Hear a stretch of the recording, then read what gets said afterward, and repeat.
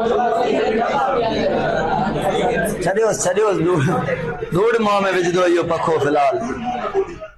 हाँ भाई सुन लें,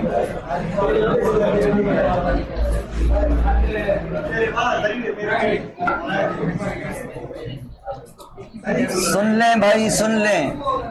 सवाल पूछ रहा हूं मैं आपसे, ऑफस्प्रिंग के अंदर चेंज आना जरूरी है पेरेंट से और अपने सिबलिंग से, हाँ या ना? चेंज का या केड़ी हा हुई हैं? छा थियो तव? कुछ थियो तव छा?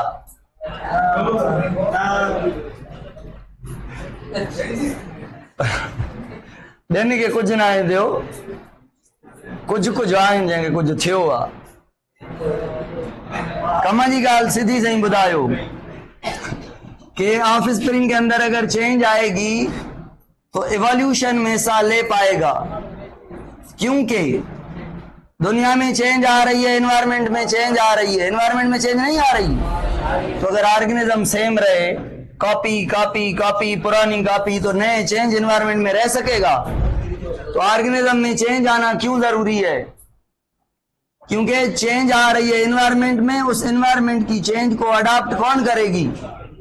चेंज। अगर ऑर्गेनिज्म पुराने टाइप के होंगे और एनवायरनमेंट नए टाइप का बन जाएगा तो ऑर्गेनिज्म रह ही नहीं पाएगा। दो तरीके हैं ऑफस्प्रिंग बनाने के, एक एसेक्सुअल रिप्रोडक्शन, दूसरा सेक्सुअल रिप्रोडक्शन। अब अगर मैं कहूं कि गन्ना जो है, जो प्लांट है, जो ऐसे एनिमल है, जैसे क्या कहते हैं पहले फाइलम को, स्पंजेस, पोरीफेरा, इनके आप टुकड़े टुकड़े कर लें, ऐसे ऐसे ऐसे टुकड़े कर लें इनके, ऐसे ऐसे ऐसे, एक सेल से नया ऑर्गेनिज्म बन जाएगा। एक सेल से नया ऑर्गेनिज्म बन जाएगा। कैसे भाई? हम एक हाथ को काट के जमीन में लगा दें, आदमी बनेगा? नहीं बनेगा, क्योंकि हमारी जो डेवलपमेंट है वो बड़ी कॉम्प्लेक्स है। एक तो माँ के एब्डोमेन पे डिपेंड करती है, प्लेसेंटा पे डिपेंड करती है, और जायगोट के, एग के, सेल के, साइटोप्लाज्म के, ग्रे क्रेसेंट केमिकल पे डेवलपमेंट डिपेंड करती है, हाँ या ना? कैसे? जीन को स्विच ऑन करने वाले, हार्ट बनाने वाला कौन? भाई फला, एक्टिवेट हो जाओ। ये केमिकल एक्टिवेशन वाला ग्रे क्रेसेंट में है। किडनी बनाने वाला, ये बनाने वाला, वो सारे 200 के 200 टाइप के सेल बनाने वाला और उनसे काम लेने वाले जो जीन है, उनको स्विच ऑन करने वाला केमिकल किसके पास है? अदा न कहो ना, ओ छोकरा छड़ियो न गालायो। ये सारे केमिकल किसके पास हैं? एक के ग्रे क्रेसेंट के पास हैं। अब हमारी ऐसे रीजनरेशन नहीं हो सकती। प्लांट को कट करके हम लगाते हैं जमीन में, प्लांट बन जाता है। और ये जो प्लांट का टुकड़ा लगाया, ये जो प्लांट बनेगा किसके जैसा बनेगा? पेरेंट प्लांट के जैसा। जो जिससे नया प्लांट बनाया, नया ऑर्गेनिज्म बनाया, वो डॉटर या ऑफस्प्रिंग या न्यू जर्नी या प्रोजेनी कहलाएगी, ऑफस्प्रिंग कहलाएंगे। और जिससे बना वो पेरेंट प्लांट या पेरेंट एनिमल कहलाएगा। ऐसे स्पंजेस के अंदर एसेक्सुअल टाइप का रिप्रोडक्शन। एसेक्सुअल का मतलब है दो जेंडर नहीं है, एक जेंडर, एक ही ऑफस्प्रिंग, एक ही ऑर्गेनिज्म से ऑफस्प्रिंग बनेंगे। इसे हम यूनिपेरेंटल कहेंगे। जब यूनिपेरेंटल कहेंगे तो जेनेटिक मटेरियल कितने ऑर्गेनिज्म का? एक का या दो का? जब जेनेटिक मटेरियल एक का है तो ऑफस्प्रिंग जो है वो 100% उसके जैसा होगा ना, सेक के जैसा। तो ऑफस्प्रिंग क्या बनेगा? अपने पेरेंट का क्लोन, मतलब नो चेंज। ये सरवाइव नहीं कर पाएगा। ये ओल्ड टाइप का रिप्रोडक्शन है। मॉडर्न टाइप का रिप्रोडक्शन जो है वेल अडॉप्टेड, वो सेक्सुअल रिप्रोडक्शन है। इसमें बाय पेरेंटल होते हैं, दो पेरेंट होते हैं, दो पेरेंट, उनमें से एक मेल एक फीमेल। फीमेल के अंदर एग बनता है, मेल के अंदर स्पर्म बनता है एनिमल के किस्से में। और प्लांट के किस्से में मेल से भी गेमेट बनते हैं, फीमेल से भी गेमेट बनते हैं। नाम अलग अलग है। एंथ्रोजोइड कहते हैं मेल गेमेट को, और ओवम या एक फीमेल गेमेट को कहते हैं। बहरहाल मेल गेमेट के स्पर्म और फीमेल गेमेट एग, ये दोनों एक जैसे हैं? अलग हैं। एक ऑर्गेनिज्म से बने हैं अलग से। इनके अंदर जीन एक जैसे हैं? अलग। तो जब ये फर्टिलाइज करेंगे तो क्या बनेगा, तो जायगोट में एक पेरेंट का जेनेटिक मटेरियल होगा, दोनों का होगा, तो बेबी जो बनेगा किसी एक पे जाएगा, किसी एक की कॉपी होगा, वेरिएशन होगी, चेंज होगी। तो ये रिप्रोडक्शन इसलिए सही है कि इसके अंदर चेंज आ रही है और चेंज इवोल्यूशन में हिस्सा प्ले करती है और ये चेंज लाजमी है। इन दोनों में सेक्सुअल एसेक्सुअल में फर्क क्या है, एक तो ये यूनिपेरेंटल, वो यहाँ पे गेमेट नहीं बनते, वहां पे यहाँ पे फर्टिलाइजेशन नहीं होती, वहां पे यहाँ पे जायगोट बनता है, यहाँ पे जायगोट नहीं होता, यहाँ पे बेबी बनता है, यहाँ पे भी बनता है, बट बेबी क्लोन नहीं होता और यहाँ पे क्लोन होता है। तो ये इवोल्यूशन को अडॉप्ट करने में तेज होता है और ये इवोल्यूशन को इतना अडॉप्ट नहीं कर पाता। अगर एक एग्जांपल लें, ये जमीन का टुकड़ा है, इसमें ये फसल लगी हुई है, पौधे लगे हुए हैं, हर टुकड़े में अलग अलग। अगर कोई इंसेक्ट आया है इस नस्ल को खाने वाला ए को, और ये नस्ल बी है, ये सी है, ये डी है, ये ई, फला फला फला, हर नस्ल चेंज है। अगर पैरासाइट ए को खाने वाला आया है तो बी को नहीं खाएगा, क्योंकि इसकी शक्ल, इसकी नकल, इसके केमिकल, इसकी टेस्ट, इसका कद, सब कुछ, फ्लावर, फ्रूट, सीड अलग हैं। तो ये पैरासाइट सिर्फ इसके लिए, बाकी किसी के लिए, तो ये सारे बच गए। क्यों? क्योंकि ये उस एक जैसे नहीं थे। तो चेंज डिफेंड भी करती है, प्रोटेक्ट भी करती है ऑर्गेनिज्म को from the environmental disaster, from the environmental factor, from the parasite, from the evolution के effect, from the species extension. Change organism को बचाती है। ऑर्गेनिज्म बचेंगे तो इवोल्यूशन में हिस्सा लेंगे ना। अच्छा, सेक्सुअल रिप्रोडक्शन करने वाले भी दो तरह के होते हैं, यूनिसेक्सुअल एंड बायसेक्सुअल। यूनिसेक्सुअल का मतलब है एक ऑर्गेनिज्म के अंदर एट अ टाइम एक सेक्स है। सपोज करें ये बॉडी है, इसके अंदर मेल पार्ट है, तो ये सिर्फ स्पर्म प्रोड्यूस करेगा। ये पूरा ऑर्गेनिज्म है, इसके अंदर एक मेल पार्ट है जिससे गेमेट बनेंगे, कौन से, सिर्फ मेल की। ये ऑर्गेनिज्म है जो फीमेल है, इससे ये फीमेल पार्ट है, इससे गेमेट बनेंगे, कौन से, ये यूनिपेरेंटल कहलाएंगे, ये यूनिसेक्सुअल कहलाएंगे। यूनिसेक्सुअल का मतलब है दोनों मेल और फीमेल की बॉडी अलग अलग है, तो दोनों की जेनेटिक्स अलग है। जब दोनों की जेनेटिक्स अलग है, दोनों को स्पर्म और एग में बहुत फर्क है। अगर मैं कहूं जायगोट से एक बच्चा बना, उस बच्चे के अंदर किडनी के सेल और लिवर के सेल एक जैसे नहीं है। क्यों एक जैसे हैं? हम कहीं से भी सेल ले लें, कोई भी, यहां का सेल, इधर का सेल, इधर का सेल, इधर का, किधर का भी, जीन वही है ना। क्यों? जायगोट से लेकर सारे सेल एक दूसरे की कॉपी है। तो अगर कुछ ऑर्गेनिज्म है बायसेक्सुअल, मतलब एक ही ऑर्गेनिज्म के अंदर मेल ऑर्गन भी है, फीमेल ऑर्गन भी है, मेल गेमेट प्रोड्यूस करेगा, फीमेल गेमेट प्रोड्यूस करेगा, अब ये गेमेट एक जैसे होंगे। क्यों? क्योंकि मेल और फीमेल ऑर्गन एक ही बॉडी के अंदर है। तो दोनों, जैसे ये लिवर और किडनी एक ही जायगोट से बने, यहाँ पे मेल और फीमेल ऑर्गन एक ही ऑर्गन से बने, एक ही जायगोट से बने, इसके अंदर जीन और इसके अंदर जीन सेम है। चेंज आती है चार तरीकों से, चार मेन तरीके चेंज लाने के लिए। एक है कि भाई गेमेट अलग हो, जैसे इसमें गेमेट ये मेल का और फीमेल का दोनों अलग अलग है, ऑर्गेनिज्म ही अलग है, गेमेट इसीलिए अलग है क्या, ऑर्गेनिज्म ही अलग है। तो ये मैं कह रहा हूं गेमेट अलग ड्यू टू द यूनिसेक्सुअलिटी। दूसरा फैक्टर है इंडिपेंडेंट असॉर्टमेंट, तीसरा फैक्टर है क्रॉसिंग ओवर, चौथा फैक्टर है म्यूटेशन। इनसे चेंज आती है। तो जो बायसेक्सुअल है उनमें ये तो चेंजेस आएंगी, बट ये नहीं आ पाएगी। क्यों नहीं आ पाएगी? क्योंकि मेल और फीमेल एक ही जीन कंटेन कर रहे हैं, म्यूटेशन की वजह से थोड़ी बहुत चेंज आ गई तो ठीक है, नहीं तो बस इंडिपेंडेंट असॉर्टमेंट की वजह से थोड़ी बहुत change within sibling change आ गई तो ठीक है, नहीं तो बस मोस्ट प्रोबेबली ये एक दूसरे के क्लोज होंगे, चेंज इतनी ज्यादा नहीं आएगी। समझ आ रही है? तो बायसेक्सुअल ने कहा कि भाई हमें फर्टिलाइजेशन करनी है, कौन सी, क्रॉस। यूनिसेक्सुअल तो क्रॉस करेंगे ना। क्रॉस फर्टिलाइजेशन का मतलब है एक ऑर्गेनिज्म के स्पर्म दूसरे ऑर्गेनिज्म के एक के साथ फर्टिलाइज करें। ये और ये ऑर्गेनिज्म एक दूसरे के से अलग हैं। ये सेम ऑर्गेनिज्म है क्या? ये मेल है, ह्यूमन मेल, ये फीमेल है। ये ह्यूमन कोई किसी और एनिमल का मेल है, ये किसी और एनिमल की फीमेल है। यहां से स्पर्म फीमेल की ओर जा रहे हैं, तो यहां पे क्रॉस फर्टिलाइजेशन हो रही है। क्रॉस फर्टिलाइजेशन का मतलब है जब अलग बॉडी हो, वहां पे एक ऑर्गेनिज्म से ट्रांसफर हो स्पर्म दूसरे ऑर्गेनिज्म में, फीमेल में, तो ये क्रॉस फर्टिलाइजेशन है। जब ये बायसेक्सुअल है, इसको मेल पार्ट भी अपना है, फीमेल पार्ट भी है, तो इसके अंदर तो मेल पार्ट से फीमेल पार्ट तक तो फर्टिलाइजेशन होगी, ऑर्गेनिज्म तो एक ही है ना। फर्टिलाइजेशन जैसे फ्लावर होता है, ये दरख्त खड़ा है, इसके ऊपर ये फ्लावर है, इस पे फीमेल पार्ट लगा हुआ है और ये मेल पार्ट लगा हुआ है। मेल पार्ट के पोलन ग्रेन इधर पोलिनेट करें। मेल और फीमेल पार्ट तो अलग है, प्लांट तो वही है ना, ये सेल्फ पॉलिनेशन कहलाती है। ऐसे ये क्या कहलाएगी? Self fertilisation. पॉलिनेशन का मतलब है पोलन ग्रेन का ट्रांसफर होना, फर्टिलाइजेशन का मतलब गेमेट का मिलना। समझ आ रही है? तो इन्होंने भी कहा कि हम भी यूनिसेक्सुअल की तरह क्रॉस फर्टिलाइजेशन करेंगे। कैसे? इनमें एक सिस्टम है प्रोटोगाइनी और प्रोटो एंड्री। प्रोटो एंड्री और प्रोटोगाइनी। एंड्री मतलब एंड्रो मतलब मेल, प्रोटो मतलब पहले। तो इन ऑर्गेनिज्म में मेल और फीमेल हैं तो दोनों, बट मेल पहले मैच्योर होगा, स्पर्म बनेगा, फिर एग है ही नहीं। जब एग है ही नहीं तो ये स्पर्म इस एग को फर्टिलाइज, क्योंकि एग है ही नहीं। या एग पहले मैच्योर हो जाता है, स्पर्म नहीं होता। जब एग पहले मैच्योर होता है किसी और एनिमल में मेल और फीमेल दोनों पार्ट हैं, इसके मेल गैमेट इसको फर्टिलाइज कर सकते हैं। तो इससे क्या हुआ? इन्होंने बायसेक्सुअल होकर, मोनोशियस भी कहते हैं इनको, मोनोशियस मतलब एक ही हाउस फॉर दोनों जेंडर, दोनों सेक्सेस, एक ही ऑर्गेनिज्म के अंदर, जैसे पोरिफेरा में और निडेरिया में और प्लेटिहेल्मिन्थस, तीनों फाइलम्स में ऑर्गेनिज्म जो है बायसेक्सुअल है। बट आपने सुना है टेनिया, टेनिया प्लेटिहेल्मिन्थस की, टेनिया के अंदर, टेपवर्म के अंदर बायसेक्सुअल तो हैं बट प्रोटोगाइनी है। इससे फायदा क्या होता है?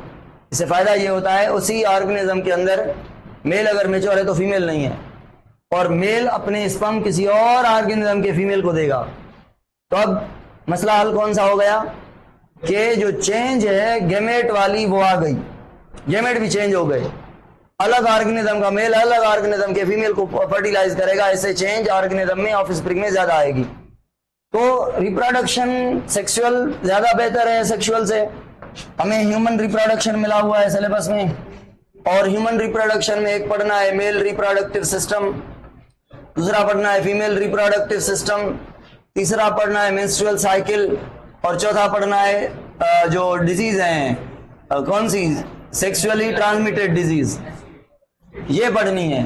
बाकी और टॉपिक हैं सिलेबस के अलावा भी हैं, जैसे गेस्ट्रेशन है, प्रेगनेंसी है, टेस्ट ट्यूब बेबीज है, ठीक है, या इनफर्टिलिटी के डिसऑर्डर, फर्टिलिटी के डिसऑर्डर हैं। तो बहुत टॉपिक्स और भी हैं, बट हमने ये थोड़े बहुत पढ़ने हैं।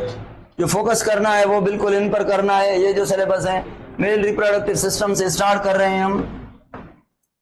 जो मेल रिप्रोडक्टिव सिस्टम है, मेल रिप्रोडक्टिव ऑर्गन लिख रहा हूं मैं, सारे जो ऑर्गन मिलके जो स्पर्म बनाने वाले, स्पर्म को स्टोर करने वाले, ट्रांसफर करने वाले, सबको मिला के सिस्टम कहते हैं। तो मेल रिप्रोडक्टिव सिस्टम में दो तरह के ऑर्गन्स हैं, एक को फिजिकल अपीयरेंस है, उनको हम एक्सटर्नल जेनिटलिया कहते हैं, और दूसरे वालों को फिजिकल अपीयरेंस नहीं होती, उनको हम इंटरनल जेनिटलिया कहते हैं। इंटरनल जेनिटलिया, जेनिटलिया का मतलब होता है रिप्रोडक्टिव ऑर्गन, गैमेट बनाने वाले, रिप्रोडक्शन से रिलेटेड, जेंडर से रिलेटेड। और दूसरे एक्सटर्नल जेनिटलिया, एक्सटर्नल जेनिटलिया का मतलब होता है जिनको फिजिकल अपीयरेंस हो। तो पेनिस और हम पढ़ेंगे स्क्रोटम को, कि स्क्रोटम और पेनिस जो हैं वो एक्सटर्नल जेनिटलिया हैं। बाकी जितने भी पार्ट हम पढ़ेंगे वो इंटरनल जेनिटलिया में आएंगे। और इंटरनल जेनिटलिया में तीन तरह के ऑर्गन हैं। एक टेस्टिस जो स्पर्म बनाएगा। क्या मैं टेस्टिस को प्राइमरी सेक्स ऑर्गन कहूं? प्राइमरी सेक्स ऑर्गन किसको कहा जाता है? जो गैमेट बनाए। तो टेस्टिस से गैमेट बनते हैं, स्पर्म बनाने वाले टेस्टिस हैं। और क्या टेस्टिस को मेल गोनेट भी कहूं? उसके अलावा कुछ डक्ट्स हैं, इनको डक्ट्स को मैं एसेसरी डक्ट्स कह रहा हूं। एसेसरी क्यों? क्योंकि नेसेसरी वो होता है जो गैमेट बनाए, मतलब टेस्टिस नेसेसरी हैं। बच्चा स्पर्म और एग से बनेगा, फीमेल के अंदर ओवरी नेसेसरी है क्योंकि वो एग बनाएगी, एग और स्पर्म मिलके बच्चा बनाएंगे। बाकी स्पर्म को स्टोर करने के लिए, मैच्योर करने के लिए, ट्रांसफर करने के लिए, फूड देने के लिए, पहुंचाने जितने भी ऑर्गन है वो एसेसरी हैं, वो सेकेंडरी हैं। प्राइमरी ऑर्गन वो है जो स्पर्म बनाता है, क्योंकि बच्चा स्पर्म से बनेगा। स्पर्म बनाने वाला ऑर्गन जो है वो प्राइमरी ऑर्गन कहलाता है। बाकी ये डक्ट्स हैं स्टोर करने वाली, मैच्योर करने वाली, ट्रांसफर करने वाली, फूड देने वाली, रखने वाली स्पर्म को, ये सारी एसेसरी कहलाएंगी, सेकेंडरी कहलाएंगी। और तीसरे कुछ ग्लैंड्स हैं, कुछ ग्लैंड्स हैं जो ऐसा फ्लूइड बनाएंगे, असल में होता ऐसा है कि एक बनता है फीमेल के अंदर एक, और स्पर्म बनते हैं 200-300 मिलियन, 200 से 300 मिलियन। और स्पर्म की जो इतनी क्यों बनाई जाते हैं स्पर्म, क्योंकि स्पर्म की जो जर्नी है एक तक पहुंचने की, वो सारे की सारी एसिडिक है, और स्पर्म एसिड सेंसिटिव है, एसिड से जल्दी मर जाते हैं। तो इसीलिए स्पर्म का तादाद ज्यादा होता है कि ताकि कोई ना कोई जाके स्पर्म एक तक पहुंच पाए। मेल के अंदर जो ट्यूब है स्पर्म को ट्रांसफर करने वाले, या फीमेल के अंदर जो ट्यूब है, सारे एसिडिक नेचर के हैं, और स्पर्म एसिड सेंसिटिव है। इसीलिए ये ग्लैंड होते हैं, ऐसा फ्लूइड बनाते हैं जो कौन सी नेचर का होता है, ये बेसिक नेचर का होता है। ये इसको स्पर्म के साथ जोड़ा जाता है। इस ग्लैंड से जो फ्लूइड बनता है उस फ्लूइड को कहते हैं सेमिनल फ्लूइड, सेमिनल फ्लूइड। और उस सेमिनल फ्लूइड को जोड़ा जाता है किसके साथ, स्पर्म के साथ, और स्पर्म और सेमिनल फ्लूइड दोनों को मिला के हम कहते हैं सेमिन। अब सेमिन का मतलब है स्पर्म भी है और वो फ्लूइड भी है। सेमिन का मतलब है सेमिन की पीएच ज्यादा या स्पर्म की, सेमिन की ज्यादा है क्या सेमिनल। चलें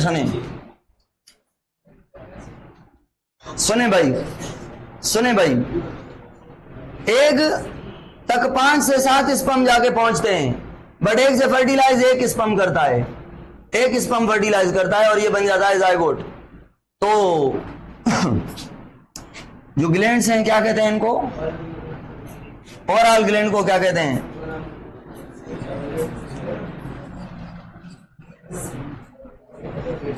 तीनों ग्लैंड को क्या कहते हैं, एक्सेसरी ग्लैंड, बस सेमिनल ग्लैंड भी कहते हैं, तीनों को मिला के सेमिनल या एक्सेसरी ग्लैंड कहते हैं। सही जवाब दो। डक्ट्स कौन सी हैं,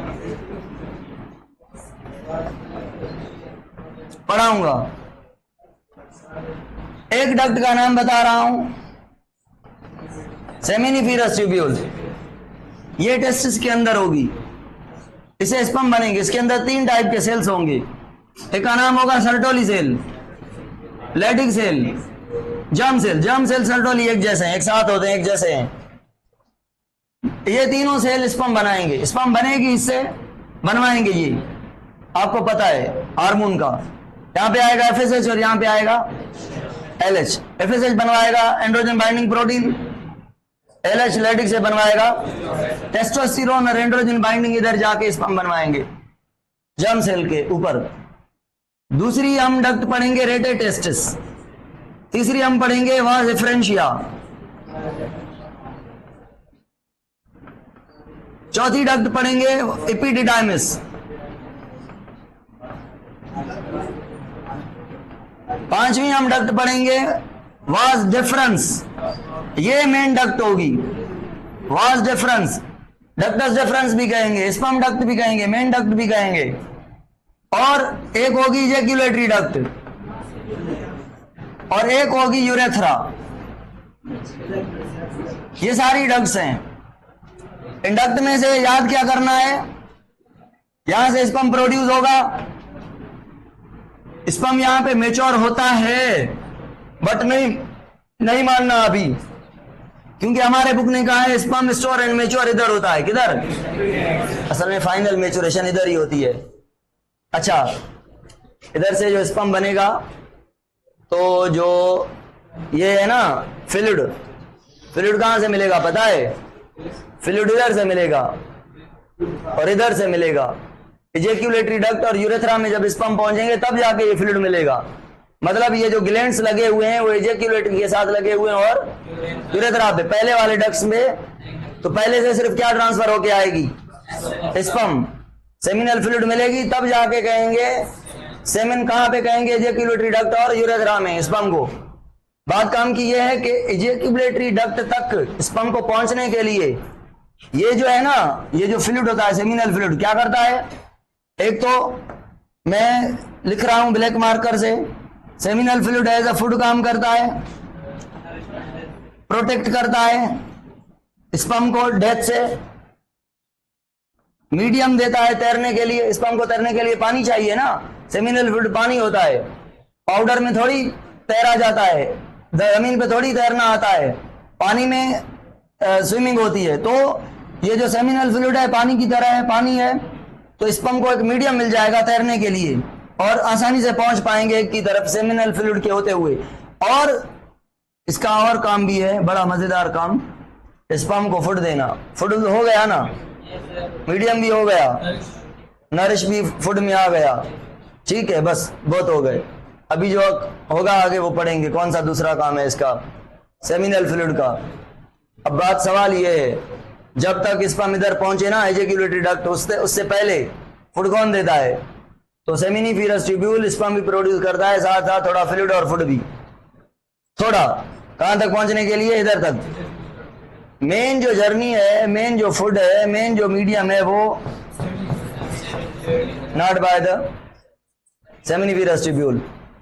चलें भाई, अगर मैं यहां पे सेमिनिफेरस ट्यूब बना लूं और आपको जल्दी में बता दूं, ये सेमिनिफेरस ट्यूब्यूल की वॉल है, ये वॉल है, ये वॉल के अंदर ये वाले सेल्स हैं, कहें इनको कि भाई ये हैं जर्म सेल, कौन से हैं? और इनको कह दें ये सर्टोली सेल हैं, ये,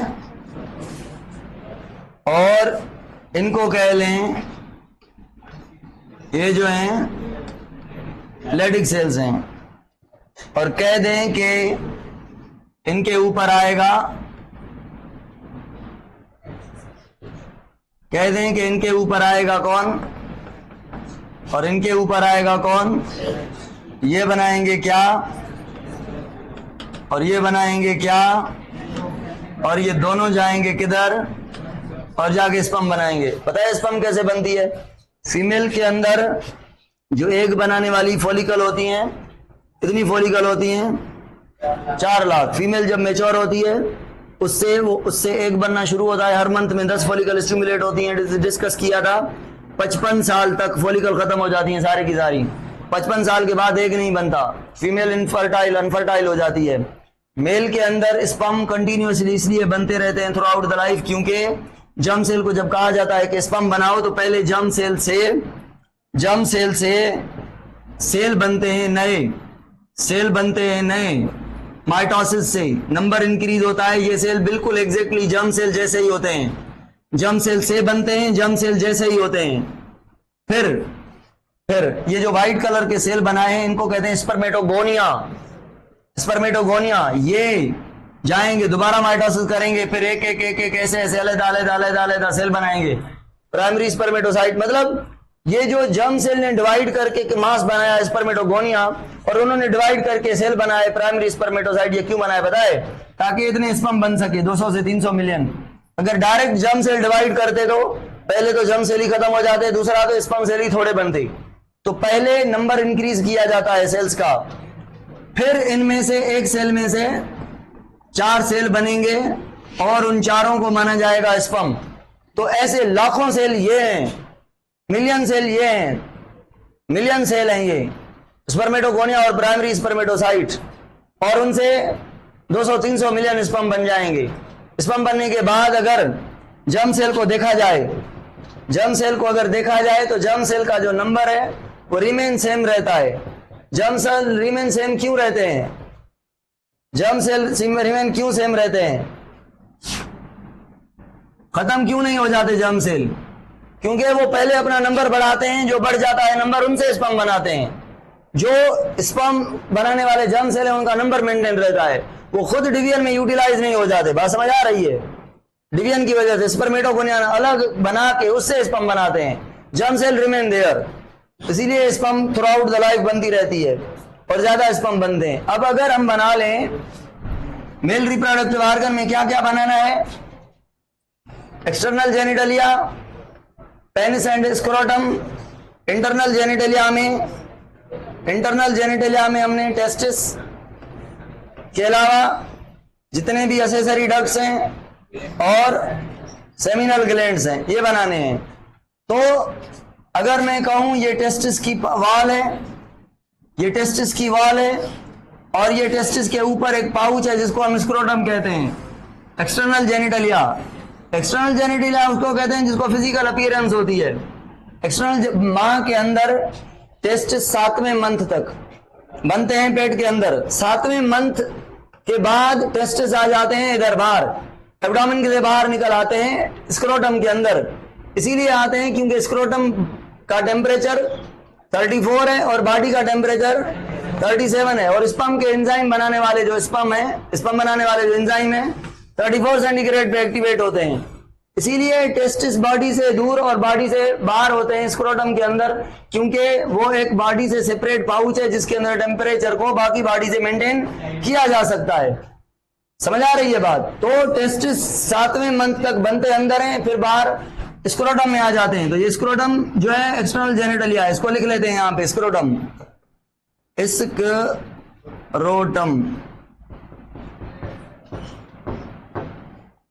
स्क्रोटम। स्क्रोटम के अलावा अंदर ये जो टेस्टिस हैं, टेस्टिस के अंदर ऐसे पाउच होते हैं छोटे छोटे, इन पाउच को टेस्टिक्यूलर लोब्यूल कहते हैं। क्या कहते हैं इनको? Testicular lobule. 7 होते हैं तकरीबन, या 7 से ज्यादा कभी होते हैं। इन टेस्टिक्यूलर लोब्यूल के अंदर ऐसे सेमिनिफेरस ट्यूब्यूल होते हैं। कितने बनाए हैं मैंने? 2। इधर कितने बनाए? 3। कभी कभी ये 3 होते हैं, कभी कभी 2 होते हैं, कभी कभी 1 होते हैं, कभी कभी ये 4 भी होते हैं। मैक्सिमम कितने होते हैं एक लोब्यूल के अंदर? 4। मैंने तकरीबन 2, 3 या 4 बनाए हैं। ये जो लाल कलर के, ये जो ब्लैक कलर के वेसिकल हैं, इनको टेस्टिक्यूलर लोब्यूल कहते हैं। लोब्यूल, टेस्टिक्यूलर लोब्यूल के अंदर ये रेड कलर के जो डक्ट्स हैं, इनको सेमिनिफेरस ट्यूब्यूल कहते हैं। सेमिनिफेरस ट्यूब्यूल कहते हैं। इनके अंदर बनती है क्या? और ये डक्ट है पहली। टेस्टिक्यूलर लोब्यूल डक्ट तो नहीं है ना, टेस्टिस का पार्ट है। ये तो टेस्टिस का पार्ट ही नहीं है, ये अलग पार्ट है, एक्सटर्नल जेनिटलिया है ये स्क्रोटम। और जो सेमिनिफेरस ट्यूब्यूल हैं, जितनी भी स्पर्म बनाती हैं, स्पर्म बनाने के बाद वो स्पर्म देती हैं और डक्ट को ताकि ट्रांसफर हो जाए। और वो जो डक्ट है, बुक में लिखा हुआ है कि टेस्टिस के ऊपर एक डक्ट है बड़ी, कॉइल्ड, बड़े सरफेस वाली, एपिडिडामिस। वो स्पर्म लेती है स्टोर और मैच्योर करने के लिए सेमिनिफेरस ट्यूब्यूल से थ्रू रेटेटेस्टिस। इसका मतलब है उसके और इसके बीच रेटेटेस्टिस है। तो यहां से डक्ट निकलेगी, यहां से भी निकलेगी, यहां से भी निकलेंगी, 1 1 2 2 ऐसे निकलेंगी। तो ये जो येलो कलर की डक्ट्स मैंने बनाई हैं, जो सेमिनिफेरस ट्यूब्यूल से बना हुआ स्पर्म लेके आ रही हैं, इनको कहते हैं रेटेटेस्टिस। तो येलो कलर वाली ये क्या है? रेटेटेस्टिस। इनका काम है स्पर्म को ट्रांसफर करना। थोड़ी बहुत मैच्योरेशन करती हैं हमारे बुक के हिसाब से नहीं, मैच्योरेशन पढ़ेंगे एपिडिडामिस में, स्टोरेज भी पढ़ेंगे उधर। सेमिनिफेरस ट्यूब्यूल के बाद रेटेटेस्टिस, रेटेटेस्टिस के बाद डक्ट्स होती हैं जिनको हम कहते हैं क्या? वाज डिफरेंशिया कहते हैं। क्या कहते हैं? वाज डिफरेंशिया कहते हैं इसको। इस डक्ट को कहते हैं वाज डिफरेंशिया। वाज डिफरेंशिया देती है एक डक्ट को जिसको हम एपिडिडामिस कहते हैं। ये एपिडिडामिस बड़ी कॉइल्ड होती है, बहुत कॉइल्ड होती है और बड़ी होती है टेस्टिस के ऊपर यहां तक। मतलब एपिडिडामिस को ब्लैक कलर वाली है जो बना रहा हूं अभी, इसको छोड़ के नीचे वाले ये टेस्टिस हैं। टेस्टिस में कौन आएगा? Testicular lobule, seminiferous tubule, rete testis, vas deferentia. अब जो डक्ट बना रहा हूं वो टेस्टिस के ऊपर है, टेस्टिस के बाहर है। एपिडिडामिस टेस्टिस के ऊपर लगाई गई है, रखी गई है, हाईली कॉइल्ड है, 19 फीट की है, सबसे बड़ी है। क्यों बड़ी है? क्योंकि स्पर्म स्टोर करने का, मैच्योर करने का काम है। जो भी स्पर्म बनेगी सारी की सारी इधर स्टोर होगी। तो इसका नाम है एपिडिडामिस। यहां पे स्पर्म स्टोर भी होंगे और एम फॉर मैच्योर भी होंगे एपिडिडामिस में। ये टेस्टिस के ऊपर पड़ी होती है। जब यहां से स्पर्म बनती है तो स्पर्म को इधर से उठाया जाता है। ये हमारा, ये अगर मैं ब्लेडर बना रहा हूं इधर, यूरिनरी ब्लेडर, ये टेस्टिस बॉडी से नीचे है बिटवीन द थाई, और ये एब्डोमेन के अंदर है urinary bladder. Urinary bladder, urinary bladder से ये नाली निकल रही है यूरिन पास करने की, जिसको हम यूरेथ्रा कहते हैं, यूरेथ्रा। और ये जो डक्ट है जो मैं अभी बना रहा हूं, इस कलर से ये वाली, ये कहां से निकल रही है? एपिडिडाइमिस से एब्डोमेन में जा रही है, टेस्टिस से निकल के एब्डोमेन में जा रही है और यूरिनरी ब्लैडर को कवर कर रही है। जब यूरिनरी ब्लैडर के ऊपर वाले हिस्से पे पहुंचती है तो ये डायलेट हो जाती है, मोटी हो जाती है। इसके मोटे हिस्से को एम्प्यूला कहते हैं, इसके इस हिस्से को बाकी इसको कहते हैं क्या? एक सेमिनिफेरस ट्यूब्यूल, दूसरी रेटेटेस्टिस, तीसरी पास डिफरेंशिया, चौथी एपिडिडाइमिस और ये पांचवी का नाम है वाज डिफरेंस या डक्टस डिफरेंसेस या स्पर्म डक्ट या मेन डक्ट। मेन डक्ट के बारे में 2 बार सवाल पूछा गया है कि मेन डक्ट कौन सी है। मेन डक्ट इसको कहा जाता है, बड़ी डक्ट ये है, मेन डक्ट ये है। जब टाइम आता है सेक्सुअल इंटरकोर्स करने का तो यहां से स्पर्म स्टोर हुए होते हैं, मतलब यहां पे बनते रहते हैं 24 घंटे में। स्पर्म जो भी बनते हैं ना, एक इजेक्यूलेशन के लिए जो स्पर्म बन जाते हैं, जो सारे के सारे वो इधर ही नहीं रहते, इधर से बन के ट्रांसफर होते होते इधर आके स्टोर हो जाते हैं। तो जब मेटिंग के टाइम पे स्पर्म रिलीज होते हैं, वो इधर से रिलीज नहीं होते, इधर से नहीं, इधर से रिलीज होते हैं। तो मेटिंग के टाइम पे सेक्सुअल स्टिमुलस के दौरान इधर से स्पर्म रिलीज होते हैं, फिर कहीं भी नहीं रुकते, स्टोर नहीं होते। हाँ, during sex, during intercourse, during population यहाँ पे थोड़ा स्पर्म स्टोर किए जाते हैं, थोड़े टाइम के लिए, for a very short time. तो ये स्टोरेज साइट नहीं है, स्टोरेज साइट यही कहलाएगी। अगर पूछे क्या एम्प्यूला में भी स्पर्म स्टोर होते हैं तो हाँ करेंगे, otherwise storage site is a epididymis. क्यों स्टोर होते हैं मैं बता रहा हूं। अच्छा, एम्प्यूला के बाद पतली सी डक्ट आती है जो आके एंटर होती है इनटू द यूरेथ्रा। अब इस पतली सी डक्ट को कहते हैं इजेक्यूलेटरी डक्ट। फर्स्ट डिफरेंस के बाद ये वाली duct is said to be as ejaculatory duct.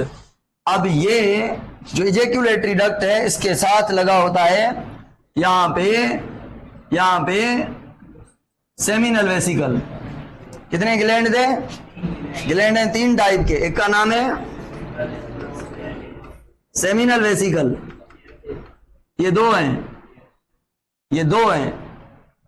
Epididymis 2 हैं, टेस्टिस 2 हैं, वास डिफरेंस 2 हैं, ब्लेडर 1 है, बट ब्लेडर के ऊपर वास डिफरेंस 2 हैं। तो एक के ऊपर ऐसे सेमिनल वेसिकल चिपका हुआ है और दूसरे के ऊपर भी सेमिनल वेसिकल चिपका हुआ है। तो सेमिनल वेसिकल ब्लेडर के साथ इजेक्यूलेटरी डक्ट पे चिपका हुआ है, ब्लेडर पे, ठीक है। ये साइड व्यू है ब्लेडर का। तो भाई यहां से बनेगा क्या? सेमिनल फ्लूइड बनेगा और फ्लूइड रिलीज होगा इनटू द इजेक्यूलेटरी। अब इजेक्यूलेटरी डक्ट से स्पर्म इसलिए यहां पे रुक जाते हैं ताकि फ्लूइड कुछ आ सके प्रेशर से। अगर स्पर्म प्रेशर से रिलीज होंगे तो फ्लूइड नहीं आ पाएगा। तो यहां पे स्पर्म स्टोर होते हैं स्टिमुलस के लिए, प्रेशर बनाने के लिए, और ये फ्लूइड आ जाता है, फिर स्पर्म आते हैं, फिर स्पर्म और फ्लूइड दोनों आके एंटर करते हैं किसमें? यूरेथ्रा में। क्या मैं यहां पे सेमिन कहूं? सेमिन इधर भी ट्रांस सेमिन यूज करूंगा। बट एक बात और सुने, इजेक्यूलेटरी जो डक्ट है, इजेक्यूलेटरी जो डक्ट है वो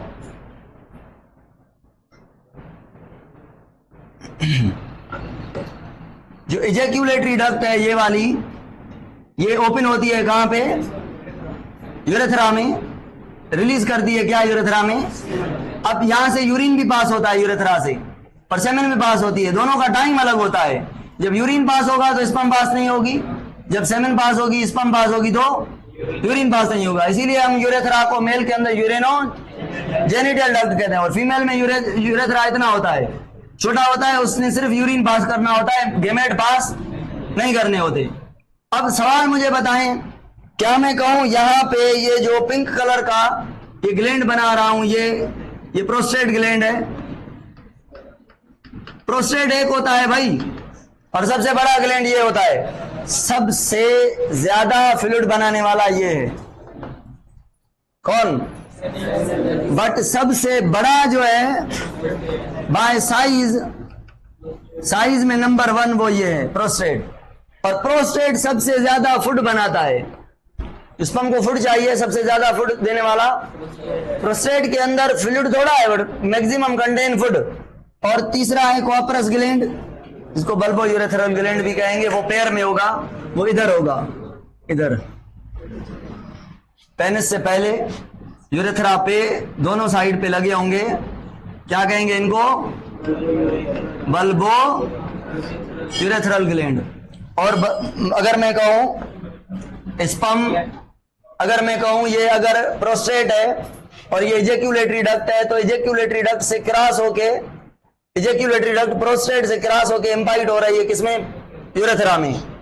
ये इजेक्यूलेटरी डक्ट प्रोस्टेट से होकर प्रोस्टेट से अंदर गुजर रही है, क्या मैं कहूं प्रोस्टेट से गुजर रही है, बट प्रोस्टेट में स्पर्म नहीं दे रही, प्रोस्टेट में से गुजर रही है। स्पर्म कहां पे दे रही है, यूरेथ्रा में। और यूरेथ्रा के ऊपर ऑर्गन होता है। अच्छा, एक अगर ये फीमेल ऑर्गन बनाया है मैंने, फीमेल ऑर्गन बनाया है ये, तो ये कौन सा हिस्सा है, यहां से लेकर यहां तक सर्विक्स, ये यूटेरस की बॉडी, ये यूटेरस का फंडस, और ये हिस्सा यूटेरस का वेजेना। तो स्पर्म को पहुंचाना होता है सर्विक्स के अंदर, और 3 इंच साइज होती है वेजेना की। स्पर्म को इधर पहुंचाना होता है, फिर इधर से स्पर्म अपनी जर्नी स्टार्ट करते हैं और इधर से चले जाते हैं किधर, इनटू द, इधर एक होता है ना इन्फेंटिब्यूलम में। तो ये स्पर्म की जर्नी है जो व्हाइट मार्कर से बना रहा हूं, इधर से लेकर ये जर्नी करनी होती है स्पर्म ने। और सुने, और ये एसिडिक जर्नी होती है। इसीलिए मेल के अंदर एक कॉपुलेटरी ऑर्गन है जिसको हम पेनिस कहते हैं। पेनिस का होना क्यों जरूरी है, पेनिस का होना इसलिए जरूरी है क्योंकि स्पर्म को इधर पहुंचाना है, इसीलिए mating organ, copulatory organ penis होता है, जिसकी वजह से जो स्पर्म है वो फीमेल के अंदर वेजेना से आगे सर्विक्स में पहुंचाई जाती है। तो ये कॉपुलेटरी ऑर्गन या मेटिंग ऑर्गन या इंसेमिनेशन करने के लिए, इंसेमिनेशन क्या है, यानी स्पर्म को फीमेल के ऑर्गन के अंदर पहुंचाना, इंसेमिनेशन करने के लिए कॉपुलेटरी ऑर्गन की नीड होती है।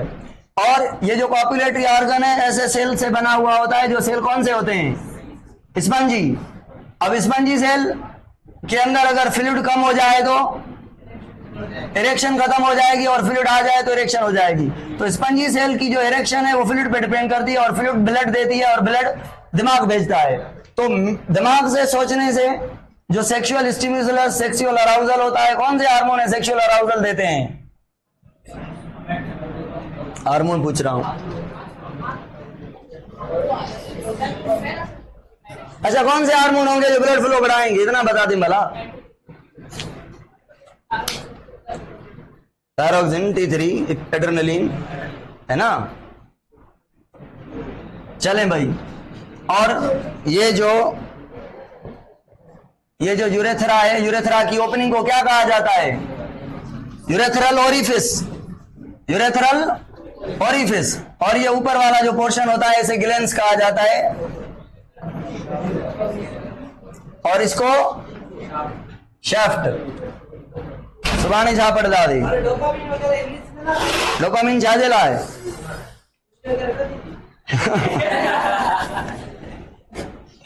डोपामिन झाजेला है,